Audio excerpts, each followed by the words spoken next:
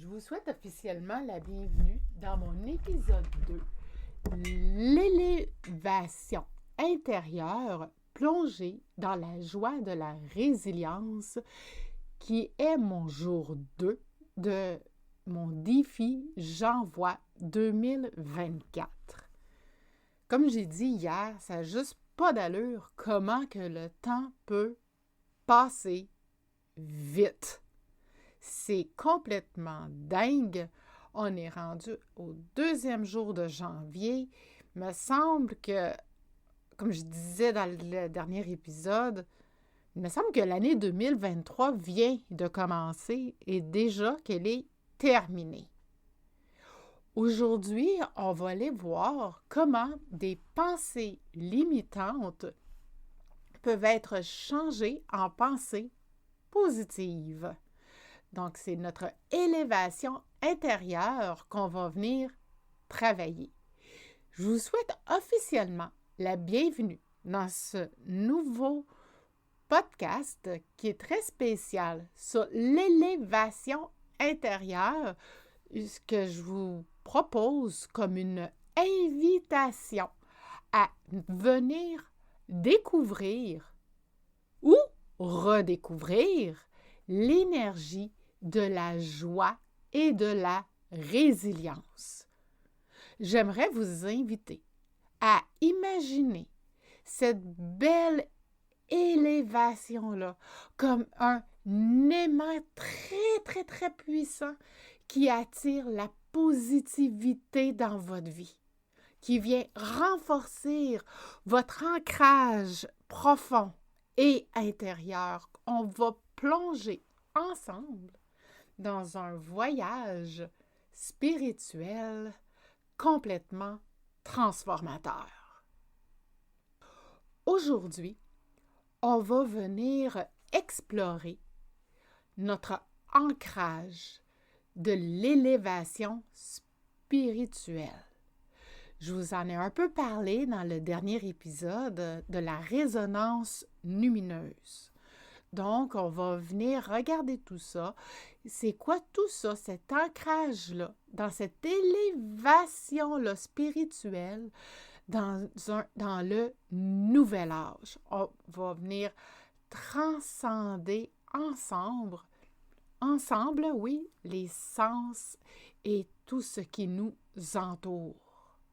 Parce que votre être, on peut le comparer, par exemple, à un ordinateur excessivement complexe qui, dans cet ordinateur-là, on va retrouver plein d'éléments qui sont des éléments qu'on pourrait appeler métaphysiques et ésotériques.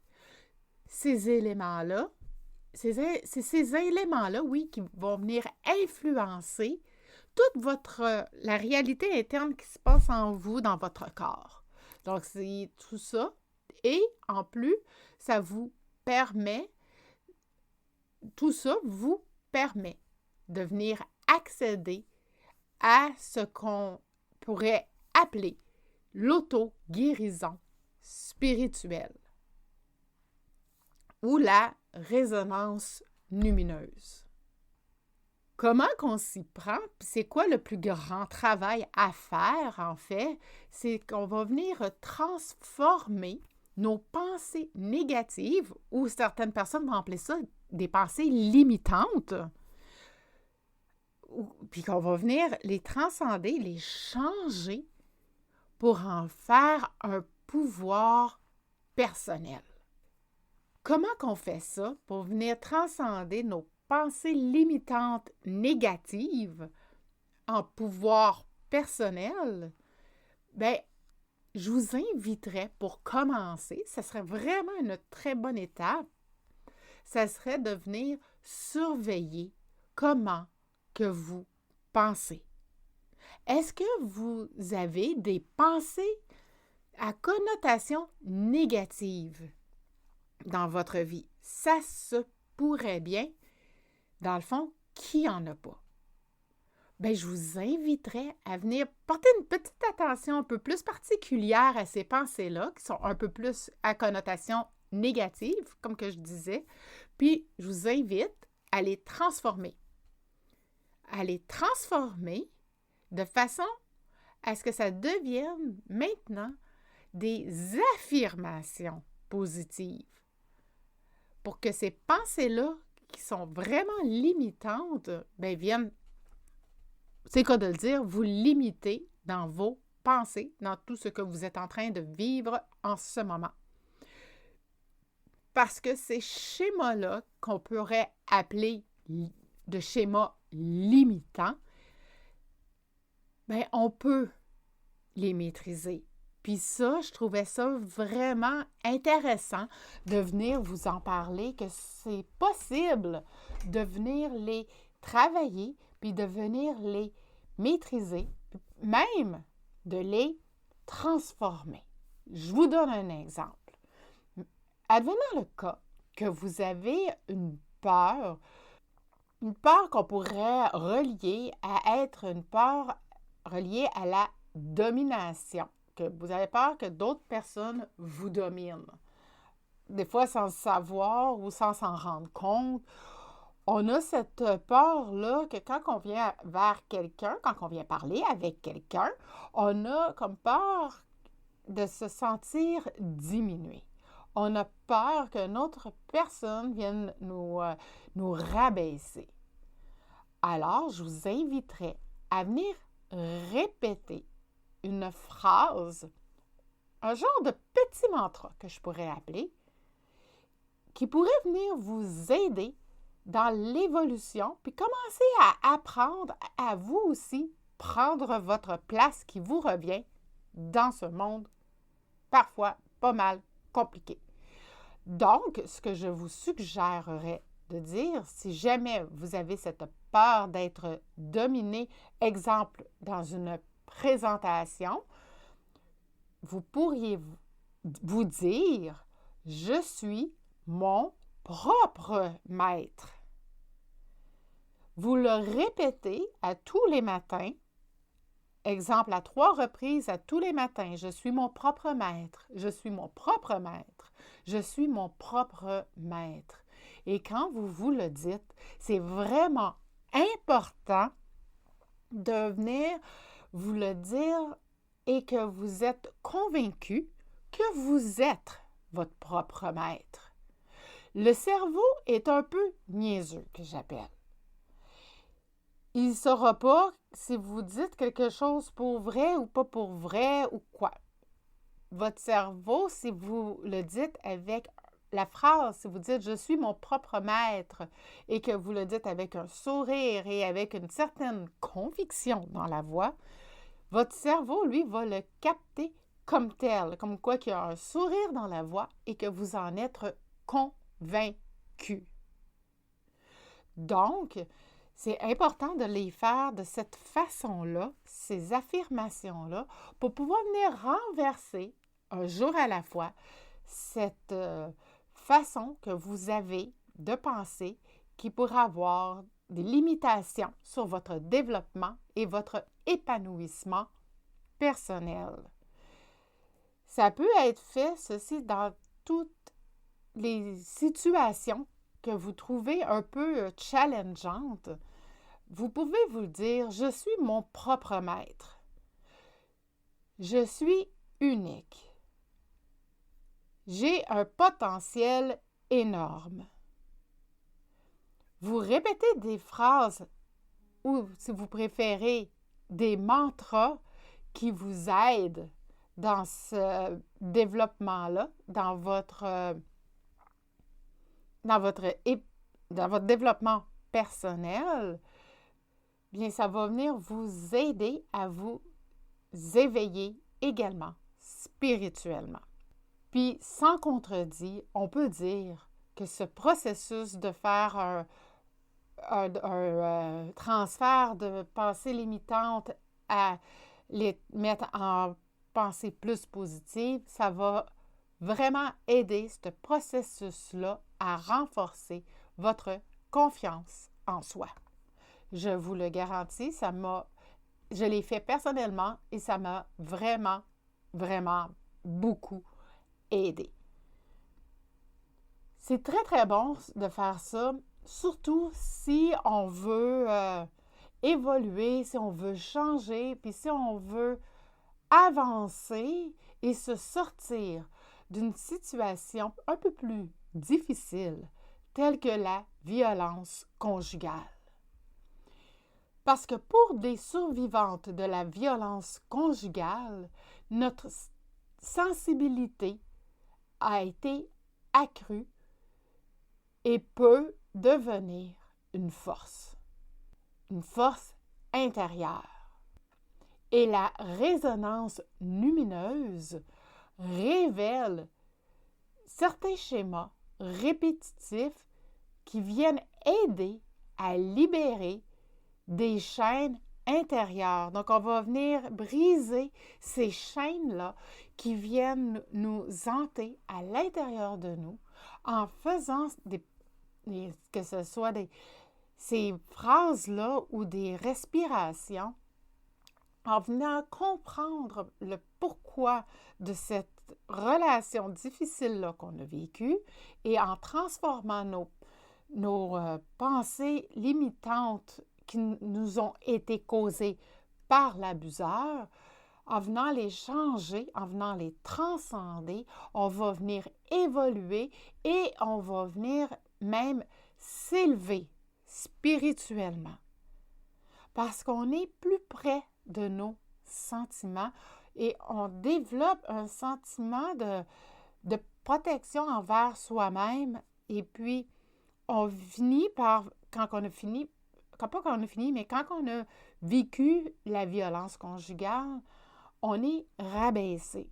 Et c'est important, et là, ça va être important, vraiment, de venir transcender ces pensées-là qu'on n'est pas bonne, qu'on est nul.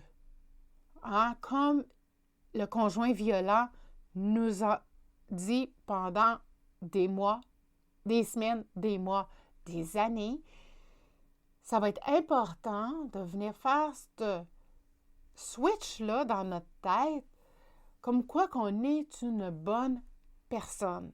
Et ça aussi, ça va venir aider à la confiance en soi et à venir briser nos chaînes à l'intérieur de nous et aussi nos démons intérieurs.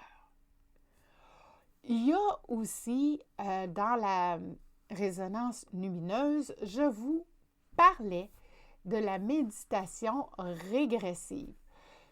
Ceci, c'est pour mieux comprendre certaines douleurs chroniques, par exemple. C'est un exemple parmi tant d'autres, mais ça pourrait être ça. Parce que j'ai, depuis très, très longtemps, aussi longtemps que je me souviens, j'ai mal au dos. Et quand j'ai eu l'opportunité de faire cette méditation-là avec l'aide d'une collègue, elle m'a fait retourner dans l'enfance, dans l'utérus de ma mère, par la suite dans une vie antérieure. Et c'est là que j'ai pu remarquer, que j'ai pu mettre le point sur le moment précis où j'ai commencé à avoir des douleurs au dos. C'était en effet dans l'utérus de ma mère qu'elle vivait déjà avant sa grossesse avec moi.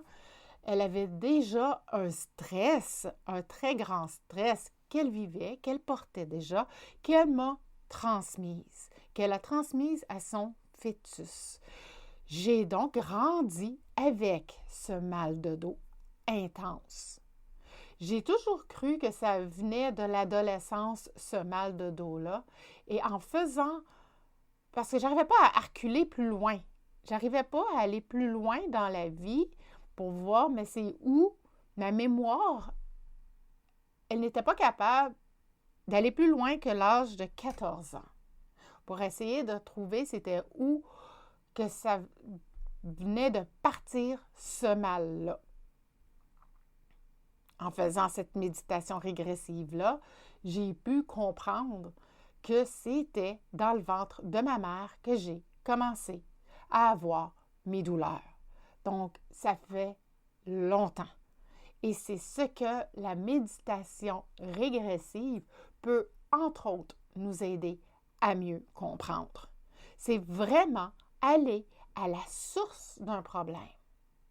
Je vais d'ailleurs éventuellement dans le mois, le prochain mois, prochaine semaine à venir, je vais avoir un épisode de podcast dans le mois de janvier, février qui va être spécifique seulement sur la méditation régressive pour pouvoir venir vous en parler davantage. Puis aussi, si jamais le traumatisme que vous avez vécu vous a rendu confuse, ça se peut, dépendamment du traumatisme qu'on vit, j'aimerais vous faire rappeler que vous avez toujours votre place ici et maintenant dans ce monde dans lequel nous vivons. Peut-être que certaines personnes vous ont blessé.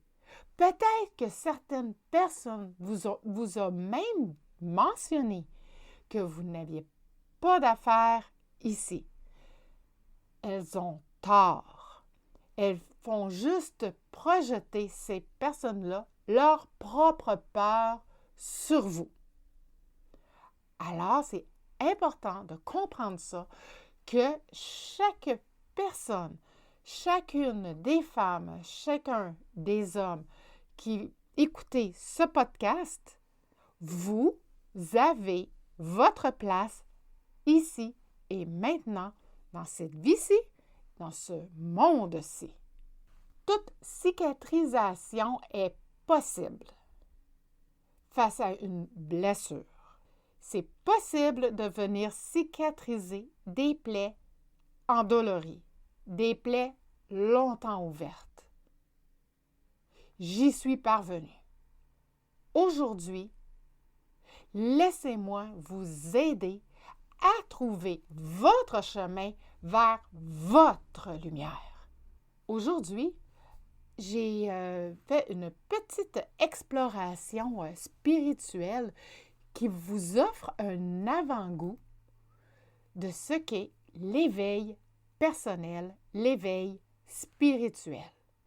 Puis, j'aimerais vous dire de ne pas manquer cette opportunité-là que je vais vous offrir au cours du mois de janvier.